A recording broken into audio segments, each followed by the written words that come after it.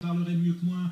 Pourquoi aujourd'hui il y a fracture? Parce qu'ils s'en foutent et que ça se voit. Est-ce qu'on peut les mettre tous dans le même sac? Mais évidemment qu'ils s'en moquent. Patrice Evra, comment Patrice Evra peut-il être un joueur sur le terrain? Comment c'est possible? Il n'a pas perdu le match à lui seul. C'est le capitaine de Naïsna, le type qui est resté dans le bus.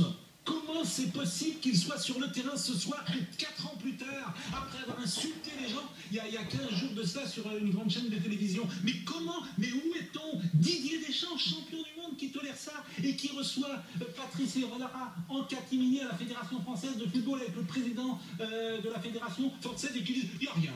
Il n'y a rien du tout, alors que c'est même contre le règlement intérieur qu'ils ont édicté. Non mais la suffisance, la bêtise de certains, depuis 4 ans, qui marchent sur la presse, qui marchent sur les supporters, et personne ne dit rien. On l'a compris. La dernière sortie, il y a quelqu'un qui a raison.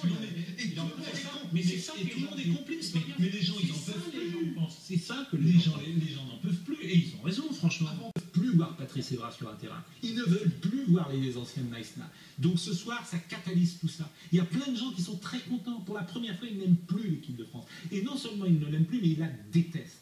Donc ils se disent, tant mieux, enfin on ne va plus les voir. Parce que c'est ça la vérité. Si on ne va plus au Brésil, enfin on ne verra plus cette génération. On n'en veut plus. Voilà ce que pense. C'est ce que vous pensez aussi? Non, voilà ce que pensent certains. Donc d'autres, effectivement, vont dire on peut encore y croire à 3-0, etc.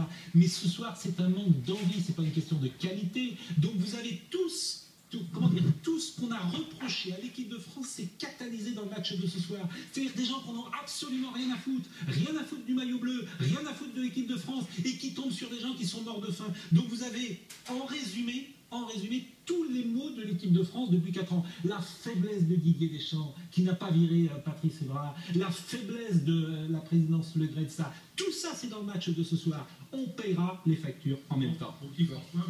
Ils n'ont pas pris. Vous avez Patrice Evra il y a 10 jours qui traite les gens de clochards, etc. et qui joue ce soir. Mais enfin, vous rigolez. Vous rigolez. Alors effectivement, allez sur les réseaux sociaux, les gens sont déchaînés et ils ont raison. Ils se réjouissent de l'équipe de France, de la défaite de l'équipe de France.